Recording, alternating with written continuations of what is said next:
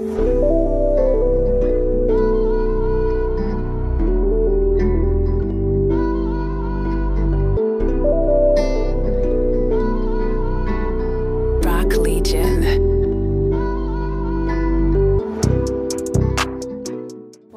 Bonjour. Bienvenue.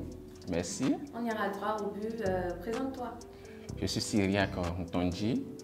J'ai 33 ans, je suis pharmacien. Alors, Cyriaque, dis-nous, comment es-tu arrivé à l'écriture alors que tu es pharmacien?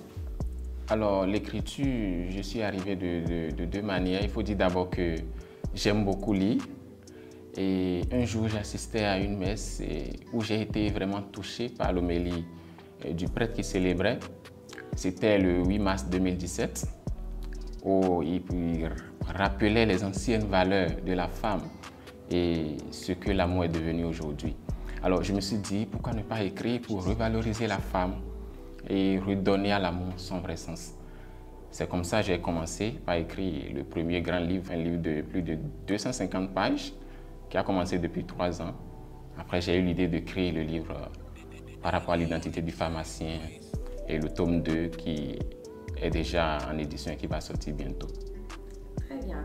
Alors, est-ce qu'un jour, tu envisages d'abandonner les rayons des pharmacies pour te consacrer totalement à ta passion d'écriture? Abandonner les rayons de pharmacie, je ne pense pas. Vous savez, la parole est sacrée et j'ai prêté le serment de prendre soin de mes concitoyens, de m'occuper de leur santé.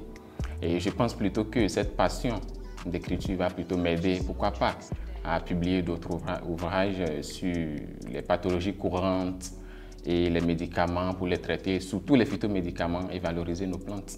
D'accord. En parlant de phytomédicaments, il se fait qu'en dehors de l'écriture, tu es également impliqué dans la fabrication des phytomédicaments. Parle-nous un peu de tes activités, de ta vie d'entrepreneur. Ma vie d'entrepreneur se passe plutôt à Califam Bénin, une société créée par 3 jeunes pharmaciens, dont moi-même, Dr Étienne Adanlé, Dr Chabot, que je salue au passage. Et il faut dire que nous faisons les produits de santé, nous faisons les vidéos de sensibilisation, et la formation des auxiliaires, les rayons de pharmacie.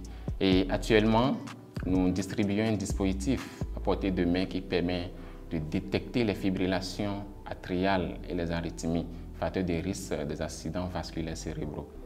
Alors, par rapport aux phytomédicaments, ce n'est pas que les phytomédicaments que nous sommes en train de faire. Depuis quelques mois, nous travaillons dur pour mettre sur le marché non seulement des phytomédicaments, mais également des produits cosmétiques et diététiques pour valoriser nos ressources naturelles et révéler davantage le potentiel du pharmacien et du jeune béninois. Très bien, c'est très intéressant tout ça. Et pour finir, je te demanderai, pour toi, qu'est-ce qui changera dans la pharmacie de demain? La pharmacie de demain, nous sommes à l'ère de la postmodernité et quand nous voyons l'évolution scientifique et technologique aujourd'hui, j'ai envie de dire que la pharmacie de demain sera totalement numérisée. Et sur ce point, je voudrais déjà féliciter Asma, qui est quand même sur la bonne voie. Il faut dire que le pharmacien de demain aura beaucoup de données à traiter. Le pharmacien pourra rapidement recevoir l'ordonnance électronique du malade avant même qu'il ne soit à l'officine. Il pourrait parfois même accéder au dossier du client, ce qui lui permettrait de bien assurer le suivi du soin pharmaceutique. Dit aussi qu'à l'officine, on pourrait assister à une robotisation du service officinal. La vente au comptoir, l'encaissement pourrait être assisté par les robots, ce qui diminuerait le temps d'attente des patients. Mais le plus grand changement sera un grand défi pour les Africains, nous, parce que quand nous regardons en Afrique, il n'y a pas beaucoup d'industrie. Donc nous devons passer à l'industrialisation et y aller avec ce que nous avons de propre, nos ressources naturelles, notre patrimoine floristique. Nous devons y aller avec les phytomédicaments. Parce qu'on le veuille ou non, les médicaments conventionnels ont fait leurs preuves. Et aujourd'hui, vous savez qu'il n'y a pas de maladie qui ne puisse trouver de remède dans les plantes en Afrique. En effet. Alors pour finir, qu'est-ce que tu nous dis? Alors, comme mot de fin, je voudrais dire à tous les jeunes que cette vie qui nous est donnée est un don gratuit de Dieu.